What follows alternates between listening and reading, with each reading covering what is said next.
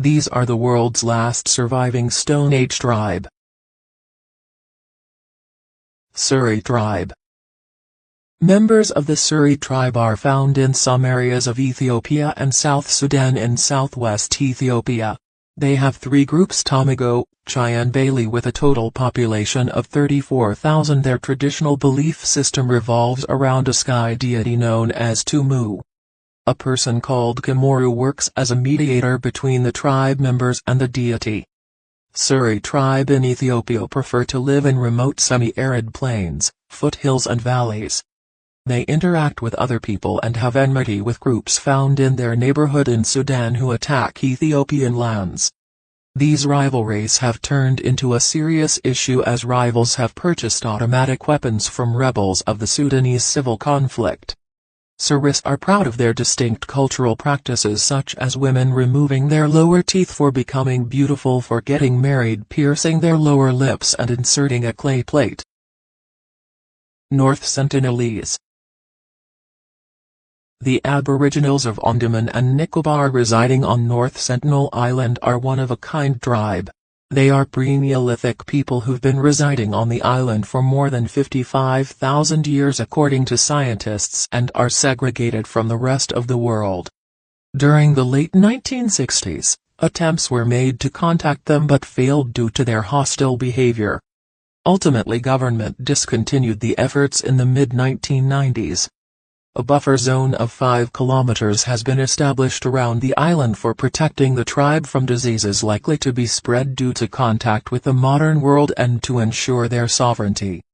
Crossing the buffer zone is unlawful. 2 fishermen who were harvesting crabs illegal off the island were not seen again. Tribesmen fiercely attack anyone who tries to violate their boundaries. The Batak.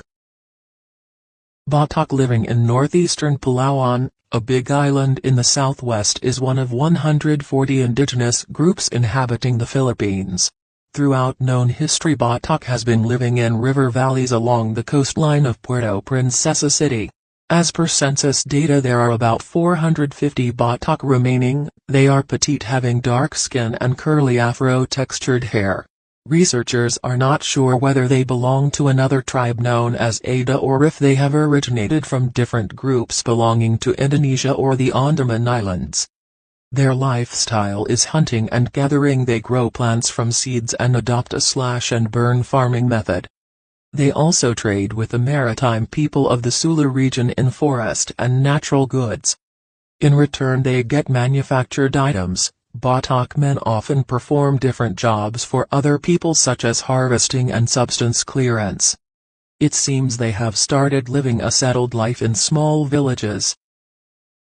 The Dslala tribe. The Dslala tribe inhabits the western Amazon basin. Brazilian adventurer Sidney Pozuelo is the main source of information about this tribe. He, along with the journalist Paul Raphael, contacted the Dslala people for the first time in 1996. The tribe is believed to be one of the few tribes still living in isolation from the modern world.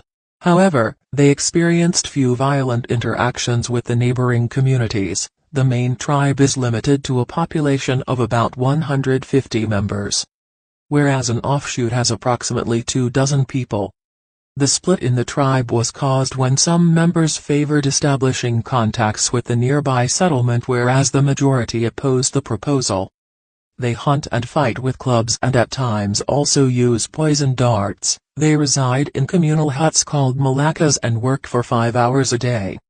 The tribe practices infanticide. They also paint their bodies with red dye obtained from the ruku plant. Kujarino.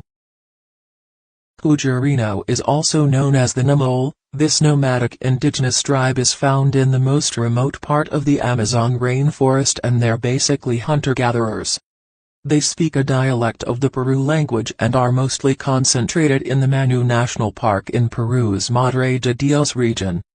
Their current population is estimated to vary between 100 to 250, which was believed to be between 20 to 100 in the 1970s. They avoid contact with non-native people due to their experiences with Peruvian robber Baron Carlos Fitzcarrald, who assisted by his army tried to slaughter members of the tribe in the upper Manu River area. The survivors fled to the remotest forest areas in a recent past. Akuntsa tribe. Akuntsa tribe is on the verge of becoming extinct as it has just 4 members.